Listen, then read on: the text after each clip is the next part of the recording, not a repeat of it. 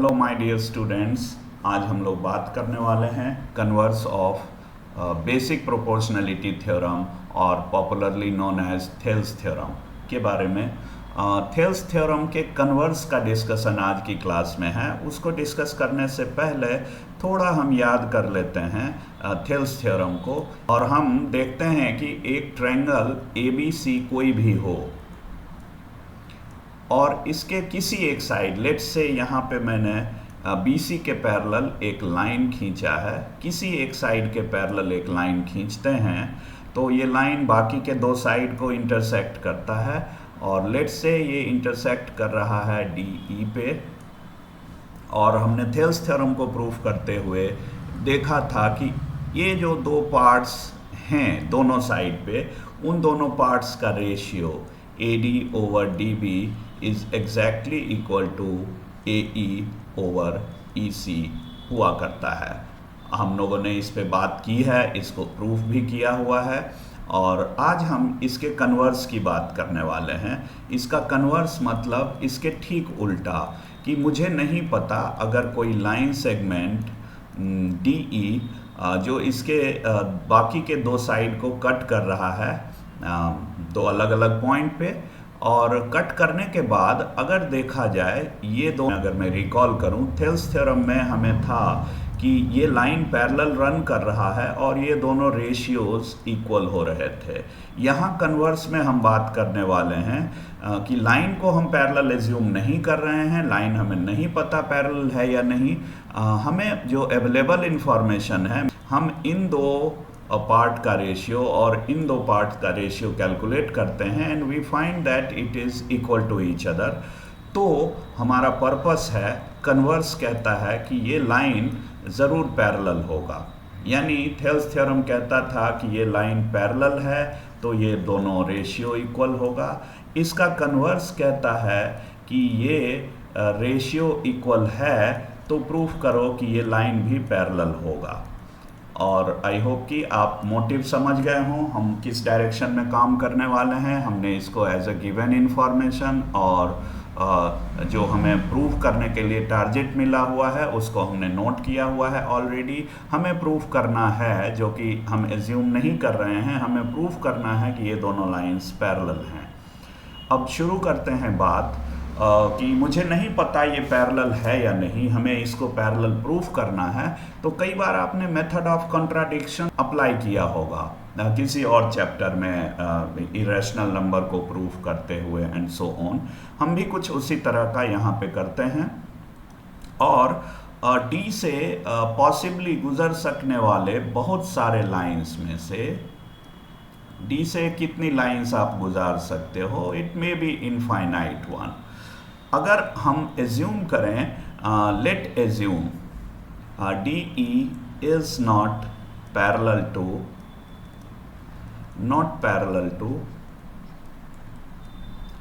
BC। अब भाई DE जब पैरेलल नहीं है BC के तो क्या होगा?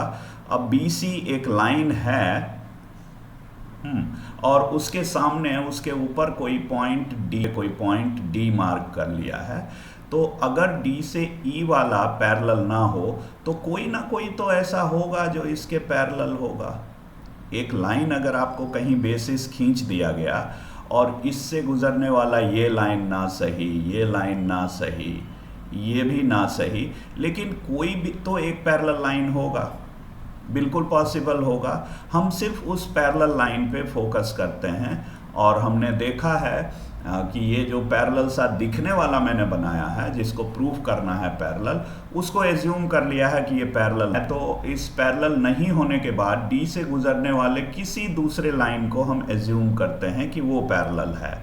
And let's draw sketch of that line, कि हमने थोड़ी देर के लिए एज्यूम किया कि D से E नहीं पैरेलल होके, और D से F जो लाइन ड्रॉ किया गया है वो पैरेलल है।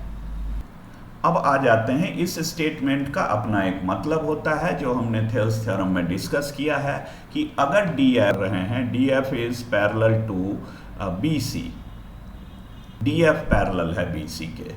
अब DF जब पैरेलल है BC के तो इसका क्या मतलब है? हम चलते हैं थेल्स थ्योरम के अपने उस बेसिक स्टेटमेंट में हमने ड्रॉ कर लिया ये एक और ट्रायंगल, सपोज इसका रेप्लिका, और यहाँ से हमने इस लाइन को ड्रॉ किया है। सपोज जो दिख तो बिल्कुल नहीं रहा है पैरेलल सा, बट हमने जब एज्यूम किया है तो वही एज्यूम किया है कि ये DF अगर पैरेलल है BC के, अगर इस स्टेटमेंट को पकड़ो और थेल्स थ्योरम को रिकॉल करो तो you can say the ratio of these two portion AD over DB is exactly equal to AF over FC। हम लोग इसकी बात कर सकते हैं कि हमने देखा कि अगर DF को आप पैरेलल एज्यूम करते हो तो ये पोर्शन जो A से F तक आता है और दूसरा पोर्शन जो F से C तक जाता है वो AD और DB के रेशियो के इक्वल होता है। ये बात को हमने नोट कर लिया एज अ पॉइंट। और उसके बाद दूसरा स्टेटमेंट जो हमारे क्वेश्चन में दिया हुआ है कि AD ओवर DB हमारा गिवन है AE अपॉन EC के, ये इक्वल गिवन है, हमारे सिनेरियो में ही गिवन है इंफॉर्मेशन।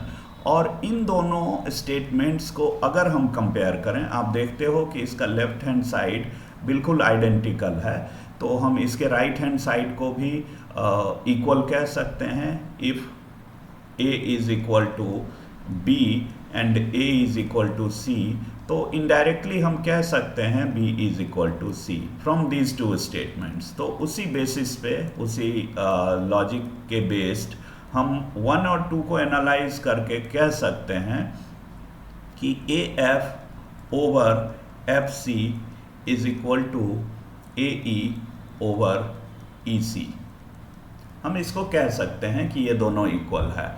और जब हम इसको कंपेयर करते हैं, देखते हैं ये F करस्पॉन्डिंगली E के जैसा दिख रहा है, ये F भी E के जैसा दिख रहा है। F और E में यहाँ पे F है, यहाँ पे E है, और जब इसको लॉजिकली एनालाइज करते हैं तो ये एक ऐसा स्टेटमेंट निकल के आता है which is possible only when, ये तभी पॉसिबल है जब F कोइंसाइड कर जाए E के साथ। F को हम शिफ्ट करते चले जाएं और F और E एक साथ जब हो जाएगा तो ये दोनों रेशियो इक्वल हो जाएगा। अभी तो डेफिनेटली इक्वल नहीं होगा, क्योंकि इन दोनों के इक्वल होने के लिए जो एसेंशियल कंडीशन है, पॉसिबल ओनली व्हेन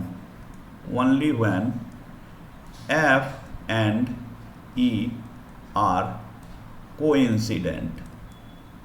और अगर E और F कोइंसिडेंट हो जाए, अगर F और E कोइंसिडेंट हो जाए तो हम कह सकते हैं कि DF F and E are coincident.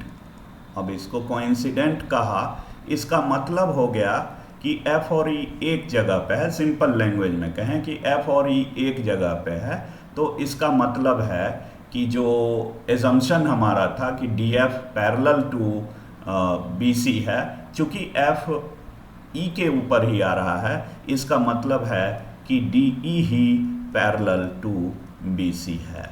कि अगर रेशियो साइड के इक्वल हों तो जो लाइंस हैं वो पैरेलल हैं, कन्वर्स ऑफ दैट। जबकि थेल्स थ्योरम में था कि लाइंस पैरेलल हैं तो रेशियो इक्वल हैं, इसको हमने उल्टा करके प्रूफ किया। आप कमेंट के थ्रू ज़रूर बताएं आपको ये वीडियो कैसा लगा, और आपको और इस तरह के वीडियो, इसके बेस्ड क्वेश्चंस का सॉल्यूशन वगैरह चाहिए होता है, आप डेफिनेटली कमेंट बॉक्स में टाइप इन करें, मैं ज़रूर उसको रिस्पॉन्ड करूँगा। और आप लाइक, शेयर, सब्सक्राइब जो होता है बार बार कहने की ज़रूरत नहीं होती है, आप करेंगे, इससे हमारा मनोबल बढ़ेगा और हम और आपके लिए अच्छे इससे भी अच्छे वीडियो क्रिएट करेंगे।